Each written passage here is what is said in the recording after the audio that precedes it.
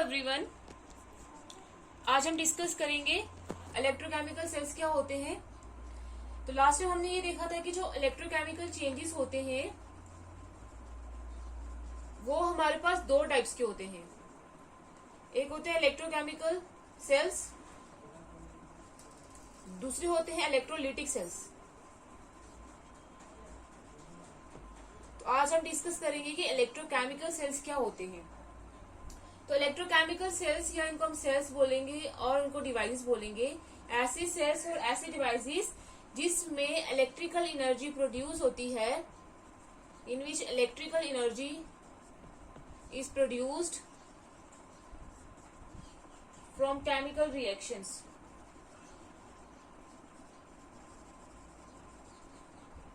ऐसी सेल्स या ऐसी डिवाइसेस जिसमें जो इलेक्ट्रिकल एनर्जी होती है वो प्रोड्यूस होती है, लेकिन किससे? केमिकल रिएक्शन से। केमिकल रिएक्शन से क्या होगी, क्या रिलीज होगी? Chemical energy. तो मतलब इन सेल्स में हमारे पास इनपुट क्या होगा? केमिकल एनर्जी, और आउटपुट क्या होगा? Electrical energy. ऐसे सेल्स जो इलेक्ट्रिकल एनर्जी प्रोड्यूस करते हैं फ्रॉम केमिकल एनर्जी, या जिसमें केमिकल एनर्जी इलेक्ट्रिकल एनर्जी में कन्वर्ट होती है, उन सेल्स को, उन डिवाइसेस को हम क्या बोलते हैं? Electrochemical cells. इन इलेक्ट्रोकेमिकल सेल्स को हम गैल्वेनिक सेल्स भी बोलते हैं और वोल्टिक सेल्स भी बोलते हैं, क्योंकि इनको डिस्कवर किया था वोल्टा और गैल्वेनिक ने। उन्हीं के नाम पे इनको बोलते हैं गैल्वेनिक सेल और वोल्टिक सेल्स। इन सेल्स में क्या होती है, हमने लास्ट टाइम ये भी डिस्कस किया था कि जितने भी इलेक्ट्रोकेमिकल चेंजेस होती हैं उनमें जो केमिकल रिएक्शंस होती हैं वो रिडॉक्स रिएक्शंस होती हैं। रिडॉक्स रिएक्शन का मतलब रिडक्शन और ऑक्सीडेशन रिएक्शंस होती हैं। तो इनमें जो रिडॉक्स रिएक्शन होती हैं वो स्पॉन्टेनियस होती हैं। स्पॉन्टेनियस का मतलब जो रिएक्शन खुद ब खुद होती जाएंगी, हमें उसको कोई भी एक्सटर्नल सोर्स लगाने की जरूरत नहीं है, वो अपने आप ही क्या रिएक्शंस होती जाएंगी। तो इसमें इन इलेक्ट्रोकेमिकल सेल्स में इन रिडॉक्स रिएक्शन में जो डेल्टा जी होता है, जो गिव्स फ्री एनर्जी होती है, वो नेगेटिव होती है, उसकी वैल्यू नेगेटिव होती है। नेगेटिव इसलिए होती है क्योंकि ये रिएक्शन स्पॉन्टेनियस होती है, इनको खुद होना पड़ता है, तो इसीलिए ये क्या होता है, एनर्जी यूज कर लेते हैं। रिएक्शन कंप्लीट होने के लिए एनर्जी यूज करते हैं, जिसकी वजह से ये गिव्स फ्री एनर्जी की जो वैल्यू होती है वो नेगेटिव होती है। ये जो हमारे पास इलेक्ट्रोकेमिकल सेल्स की जनरल इंट्रोडक्शन, कि ऐसे डिवाइसेस जो इलेक्ट्रिकल एनर्जी को कन्वर्ट करेंगे, केमिकल एनर्जी को कन्वर्ट करेंगे इलेक्ट्रिकल एनर्जी को में, या जिसमें हम इलेक्ट्रिकल एनर्जी प्रोड्यूस करेंगे, उन सेल्स को हम बोलते हैं इलेक्ट्रोकेमिकल सेल्स। अब ये इलेक्ट्रोकेमिकल सेल्स बने कैसे, इलेक्ट्रोकेमिकल सेल्स कैसे बने, इनकी डिस्कवरी कैसे हुई, वो हम डिस्कस करेंगे अब। तो अब है कि स्टार्टिंग में से इनकी डिस्कवरी कैसे हुई।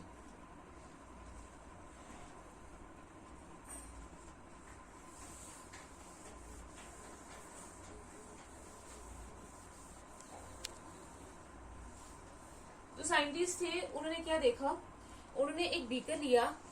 इस बीकर में उन्होंने कॉपर सल्फेट का सोल्यूशन लिया। कॉपर सल्फेट का सोल्यूशन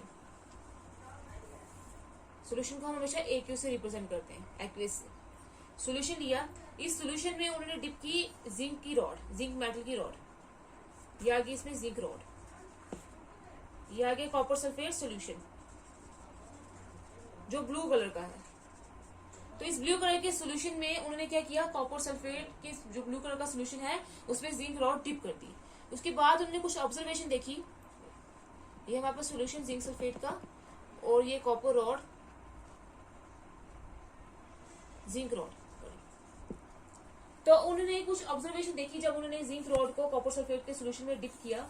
फर्स्ट ऑब्जर्वेशन ये थी कि जो वेट है जिंक रॉड का, weight of zinc rod decreases, कि जो वेट है जिंक रॉड का वो क्या कर रहा है, डिक्रीज कर रहा है, ये डिक्रीज कर रहा है इसने। सेकंड है हमारे पास जो ब्लू कलर है कॉपर सल्फेट सॉल्यूशन का, ब्लू कलर चेंजेस। जो ब्लू कलर का था पहले कॉपर सल्फेट सॉल्यूशन, अब उसका कलर जो है वो चेंज हो गया है। उसके बाद थर्ड जो है हमारे पास वो है रेडिश ब्राउन कलर के जो प्रेसिपिटेट है, वो हमने देखे हैं जिंक रॉड के पास, अराउंड जिंक रॉड। लास्ट जो ऑब्जर्वेशन उन्होंने देखी कि टेम्परेचर है जो सोल्यूशन का इंक्रीज, उसने इंक्रीज करा है। ये उन्होंने 4 ऑब्जर्वेशन देखी। अब इन ऑब्जर्वेशन की एक्सप्लेनेशन क्या थी कि जो वेट है जिंक रॉड का वो क्यों डिक्रीज हुआ है। तो वेट जो है वो जिंक रॉड का इसलिए डिक्रीज हुआ है क्योंकि जो हमारे पास जिंक रॉड है Zn, उसने क्या किया है ऑक्सीडेट, पहले वो सॉलिड फॉर्म में थी तो उसने क्या किया, जैसे उसको कॉपर सल्फेट के सोल्यूशन में डाला तो उसने क्या किया, अपने 2 इलेक्ट्रॉन्स रिलीज किए और बना दिए Zn 2 पॉजिटिव आइंस, और 2 इलेक्ट्रॉन इसने रिलीज कर दिए, जिसकी वजह से ये आइंस जो है अब यहाँ से पहले जिंक एटम थे इसके, इन एटम ने क्या किया 2 इलेक्ट्रॉन रिमूव करे और वो सोल्यूशन में आ गए, जिसकी वजह से इसका साइज जो है वो डिक्रीज हो गया। मतलब जिसमें लॉस ऑफ इलेक्ट्रॉन होता है उसको हम क्या बोलते हैं, ऑक्सीडेशन। तो इसमें लॉस ऑफ इलेक्ट्रॉन हो रहा है तो इसको हम क्या बोलेंगे, इसमें क्या हुआ है, ऑक्सीडेशन हुआ है। अब जो है ब्लू कलर चेंज क्यों हुआ है, ये कॉपर सल्फेट का जो सोल्यूशन पहले ब्लू कलर का इसलिए था, किसकी वजह से, क्योंकि कॉपर सल्फेट में Cu2 positive plus SO4 2 negative ions है, तो ये ब्लू कलर इसलिए था क्योंकि इसमें कॉपर 2 पॉजिटिव आइंस प्रेजेंट थे। अब जैसे ही क्या हुआ, जब जिंक रॉड से इसने 2 इलेक्ट्रॉन्स यहाँ पे रिलीज करे तो ये जो 2 इलेक्ट्रॉन्स थे वो किसने गेन करे, जो कॉपर 2 पॉजिटिव आइंस थे एक्वस सोल्यूशन में, और इन 2 इलेक्ट्रॉन्स गेन करे तो बना दिया कॉपर एटम बना दिया। जो 2 इलेक्ट्रॉन्स थे इन्होंने गेन करके कॉपर बना दिया। अब पहले ये जो कॉपर जो ब्लू कलर था वो कॉपर की आइंस की वजह से था, लेकिन अब जो आइंस है वो एटम में चेंज हो गए हैं, जिसके और इसमें जो गेन ऑफ इलेक्ट्रॉन होता है उसको हम क्या बोलते हैं, रिडक्शन। तो इसमें क्या हुई है, रिडक्शन हुई है, जिसकी वजह से इन्होंने क्या किया है, इसका कलर जो है वो चेंज हो गया है। अब इसमें क्या हुआ, हमने देखा कि ऑक्सीडेशन और रिडक्शन हुई है। इसने 2 इलेक्ट्रॉन्स लूज करे हैं, वो 2 इलेक्ट्रॉन्स गेन करे हैं कॉपर ने, और कॉपर बना दिया है। लास्ट ऑब्जर्वेशन ये है कि टेम्परेचर इंक्रीज कर रहा है। टेम्परेचर इंक्रीज कर रहा है तो मतलब एनर्जी जो है वो रिलीज हो रही है, एनर्जी इज रिलीज्ड, और एनर्जी रिलीज हो रही है in the form of heat. मतलब कौन सी एनर्जी रिलीज हो रही है, हीट एनर्जी रिलीज हो रही है। और ये जो रिएक्शंस है वो स्पॉन्टेनियसली हो रही है, अपने आप ही हो रही है, और इसमें अब जो है केमिकल एनर्जी से क्या प्रोड्यूस हुई है, हीट एनर्जी। अब साइंटिस्ट जो है वो सोचने लगे कि ये जो हीट एनर्जी रिलीज हुई है उसको हम कैसे यूटिलाइज करें और इससे हम कैसे इलेक्ट्रिकल एनर्जी को प्रोड्यूस करें, या कैसे इसको हीट एनर्जी को इलेक्ट्रिकल एनर्जी में कन्वर्ट करें। तो उसके लिए इन्होंने क्या डिस्कवर किया, ये जो इलेक्ट्रोकेमिकल सेल है, या जिसको हम क्या बोलते हैं, गैल्वेनिक सेल।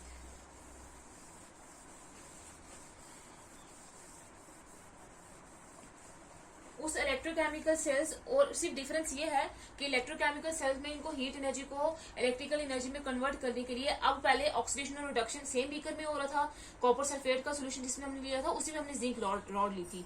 लेकिन इन इलेक्ट्रोकेमिकल सेल्स में हमारे पास 2 बीकर्स होते हैं, मतलब ऑक्सीडेशन और रिडक्शन जो होती है वो सेपरेट बीकर्स में होती है, अलग अलग कंटेनर्स में होती है, और स्पॉन्टेनियस होती है, अपने आप होती है। ये हमारे पास हो गए 2 बीकर। इस बीकर में, एक बीकर में हम लेंगे जिंक सल्फेट का सॉल्यूशन 0.1 मोलर। 0.1 मोलर कैसे बनाते हैं, जब हम 1 ग्राम 1 मिलीलीटर में डिसॉल्व करते हैं वाटर में, तब हमारे पास बन जाता है 1 मोलर सॉल्यूशन, और यहाँ पे हमने 1 मोलर सॉल्यूशन लिया है जिंक सल्फेट का। दूसरे बीकर में हमने लिया है कॉपर सल्फेट का 0.1 molar solution, sorry 0.1 molar solution लेना है, 1.0 मोलर 1.0 मोलर सोल्यूशन लेना है इधर कॉपर सल्फेट का। 2 बीकर्स हो गए हमारे पास। फिर उसमें क्या करना है, एक जिंक की रॉड जो है वो डिप करनी है जिंक सल्फेट के सोल्यूशन में, और एक कॉपर की रॉड जो है वो हमने डिप करनी है कॉपर सल्फेट के सोल्यूशन में। ये होगी हमारे पास जिंक रॉड, ये होगी कॉपर रॉड। ये जो दोनों रॉड्स हैं इनको हम क्या बोलेंगे, इलेक्ट्रोड्स। ये जो दोनों मेटालिक रॉड्स हैं जिंक और कॉपर की, इनको हम क्या बोलेंगे, इलेक्ट्रोड्स। तो ये जो मेटालिक रॉड है ये तो एक दूसरे से कनेक्टेड हैं। यहाँ पे हमने की लगाई है, जब हम कनेक्ट करेंगे तो करंट फ्लो करेगा। तो यहाँ पे हमने एक एमीटर लगाया हुआ है जो ये बताएगा कि करंट फ्लो कर रहा है, कितना करंट फ्लो कर रहा है वो हमें पता चलेगा, और ये हम कनेक्ट करेंगे इसे कॉपर रॉड से। तो एक rod zinc rod copper rod से कनेक्टेड है through wire, insulated wire. Insulated wire का मतलब क्या होता है, जिसमें करंट फ्लो कर सकता है। और एमीटर को हम यूज करेंगे ये पता करने के लिए कि कितना करंट फ्लो कर रहा है। अब ये जो दो सॉल्यूशंस हैं बीकर में, इनको हमने सॉल्यूशन को कनेक्ट किया है एक ट्यूब से।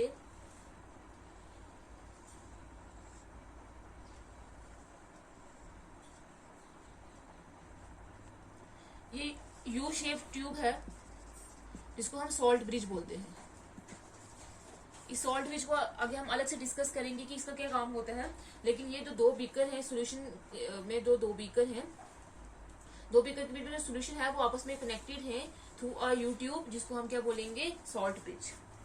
तो ये था इसका सेटअप। और सॉल्ट ब्रिज को हमने यहाँ पे कॉटन के प्लग्स लगाए हुए, या वुल प्लग कर देना है, इसको बंद कर देना है यहाँ से, या तो कॉटन से प्लग कर सकते हैं या फिर वुल से। ये हमारे पास सेटअप था किसका, गैल्वेनिक सेल का, या जिसको हम इलेक्ट्रोकेमिकल सेल बोलेंगे। सिर्फ डिफरेंस ये है कि इसमें क्या होता है, ये हमारे पास की है, ये एमीटर, ये सॉल्ट ब्रिज आ गया, ये जिंक रॉड, ये हो गया हमारे पास एनोड वाला पार्ट, ये हो गया कैथोड पॉजिटिव, और ये हो गया नेगेटिव पार्ट।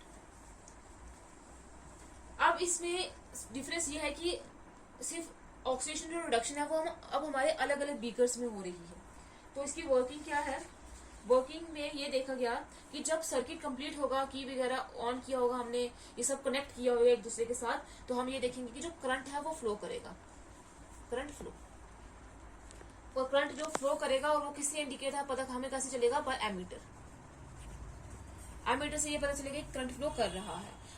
अब इसमें हमें कुछ ऑब्जर्वेशन देखने को मिलेंगी। वो ऑब्जर्वेशन क्या है, फर्स्ट ऑब्जर्वेशन है कि जिंक जो रॉड है उसका जो वेट है वो कम हो गया, जिंक रॉड जो अपना वेट लूज कर देगी, और जो कंसंट्रेशन है Zn2 पॉजिटिव आयंस की एक्वियस सॉल्यूशन में वो क्या हो जाएगी, इंक्रीज हो जाएगी। ये जो ZnSO4 थे, यहाँ पे पहले क्या थे, Zn2 पॉजिटिव आयंस थे और SO4 2 नेगेटिव आयंस थे। यहाँ पे जिंक रॉड के एटम थे, उसने भी क्या किया, अपना जिंक जो एटम है उनको भी कन्वर्ट कर दिया किसमें, और उसका साइज जो है वो कम हो गया और वो कन्वर्ट हो गया किसमें, Zn2 पॉजिटिव आयंस में। ये उसको ऑब्जर्वेशन देखने को मिली। और ये जो सारे ये दो ऑब्जर्वेशन थी वो किसमें, कौन से वाले बीकर में हो गई थी, लेफ्ट बीकर में। उस लेफ्ट बीकर को हम बोलते हैं ऑक्सीडेशन हाफ सेल।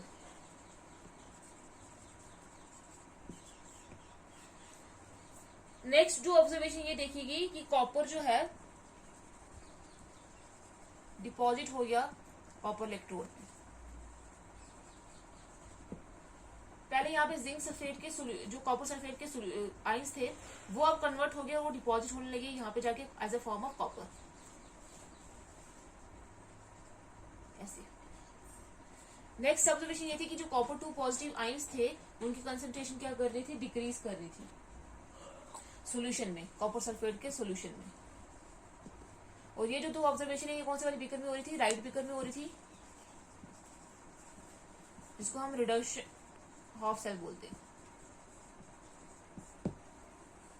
और जो लास्ट ऑब्जर्वेशन ये है कि फ्लो ऑफ करंट होगा, फ्लो ऑफ इलेक्ट्रॉन्स होगा सर्किट में। अगर फ्लो ऑफ इलेक्ट्रॉन होगा तो मतलब जो है वो करंट जो है वो फ्लो करेगा, क्योंकि मूवमेंट ऑफ इलेक्ट्रॉन की वजह से ही करंट प्रोड्यूस होता है। और ये करंट फ्लो करेगा ये हमें किससे पता चलेगा, थ्रू एमीटर से। और ये जो करंट फ्लो करता है वो इलेक्ट्रॉन के फ्लो के हमेशा अपोजिट होता है। मतलब जो इलेक्ट्रॉन है वो फ्लो करेंगे फ्रॉम जिंक टू कॉपर, तो जो करंट है, ये जो इलेक्ट्रॉन है वो फ्लो करेंगे यहाँ से यहाँ, लेकिन जो करंट है वो फ्लो करेगा इनके अपोजिट डायरेक्शन में, from copper to. Bye convention हम अपोजिट डायरेक्शन में लेते हैं, इलेक्ट्रॉन का जो फ्लो होता है उससे करंट का जो फ्लो है वो हम अपोजिट डायरेक्शन में लेते हैं, तो करंट जो है वो इस डायरेक्शन में फ्लो करेगा। अब ये क्यों, इनकी एक्सप्लेनेशन क्या है कि जिंक रॉड जो है उसने अपना वेट क्यों लूज किया है, वो इसलिए लूज किया है कि जो जिंक रॉड है उसमें से पहले जिंक थे, एटम था, तो यहाँ पे जिंक रॉड में जिंक एटम था, तो वो सॉलिड फॉर्म में था। तो उसमें उसको जब डिप किया ZnSO4 सॉल्यूशन में, तो ये जो जिंक है वो कन्वर्ट हो गया Zn2 पॉजिटिव आयंस में, और उसने अपने 2 इलेक्ट्रॉन्स दे दिए। यहाँ से जिंक एटम कन्वर्ट हो गया अब Zn2 पॉजिटिव जो सॉल्यूशन में चले गए, और 2 इलेक्ट्रॉन्स उन्होंने रिलीज कर दिए। अब ये जो 2 इलेक्ट्रॉन्स जो रिलीज हुए हैं ये इलेक्ट्रॉन्स चले जाएंगे फ्रॉम इस वायर से जो ये हमने सेटअप किया है इस, क्योंकि इलेक्ट्रॉन्स की मूवमेंट के लिए वो एयर से तो मूव कर नहीं सकते, क्योंकि एयर जो होता है वो बैड कंडक्टर ऑफ इलेक्ट्रिसिटी होता है। तो हमें एक सॉलिड कुछ चाहिए मीडियम जिससे इलेक्ट्रॉन्स जो है फ्लो करेंगे, वो सॉलिड मीडियम हमने लिया है वायर। तो इलेक्ट्रॉन्स जो है इन वायर से फ्लो करेंगे और चले जाएंगे कॉपर सल्फेट के सोल्यूशन में। इस बीकर में क्या होगा, अब ये जो 2 इलेक्ट्रॉन्स है वो अब पहले सॉल्यूशन में, यहाँ पे कॉपर रॉड है, यहाँ पे सिर्फ कॉपर के एटम होंगे, लेकिन इस सॉल्यूशन में कॉपर सल्फेट का सॉल्यूशन है। कॉपर सल्फेट का सॉल्यूशन तो मतलब कॉपर 2 पॉजिटिव आयन और SO4 2 नेगेटिव आयन से।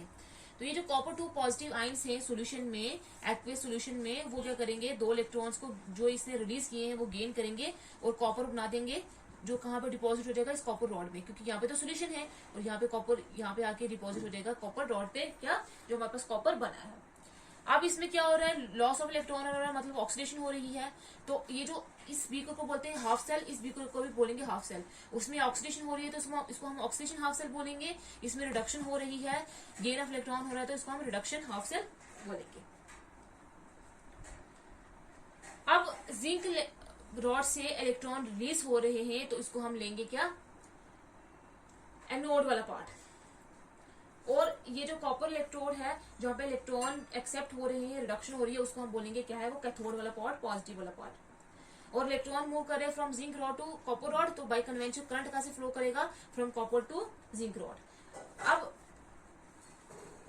ये जो इलेक्ट्रोकेमिकल सेल्स होते हैं उनमें जहाँ पे ऑक्सीडेशन हो रही होती है उसको हम एनोड वाला पार्ट मानते हैं, और जहाँ पे रिडक्शन हो रही होती है उसको हम कैथोड वाला पार्ट मानते हैं। इसी इलेक्ट्रोकेमिकल सेल्स में ही होता है।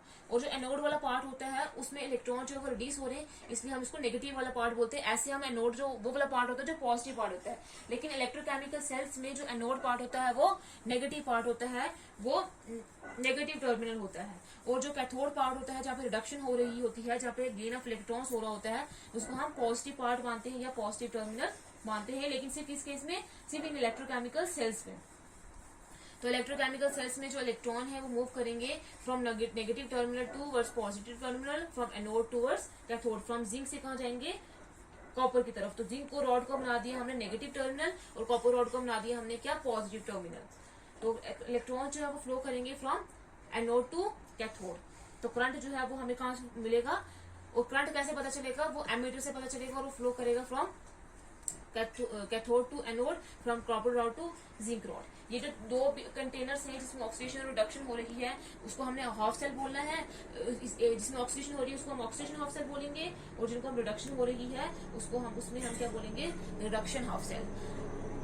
ऑक्सीडेशन हाफ सेल में हमारे पास क्या है, ZnSO4 का सोल्यूशन है, और जो रिडक्शन हाफ सेल है उसमें हमारे पास क्या है, कॉपर सल्फेट का सोल्यूशन है। तो इस तरीके से जो करंट है वो प्रोड्यूस होता है। और ये जो केमिकल एनर्जी है, केमिकल रिएक्शन हो रही है और जो रिडॉक्स रिएक्शन हो रही है, उसमें से जो केमिकल एनर्जी निकलेगी उसको कन्वर्ट कर दिया किसमें, इलेक्ट्रिकल एनर्जी में। मतलब हमने क्या किया है, करंट प्रोड्यूस किया है, इलेक्ट्रिक करंट प्रोड्यूस किया है। ये हमारे पास क्या, इलेक्ट्रोकेमिकल सेल्स, या जिसको गैल्वेनिक सेल्स बोलेंगे, या जिसको हम वोल्टिक सेल्स बोलेंगे।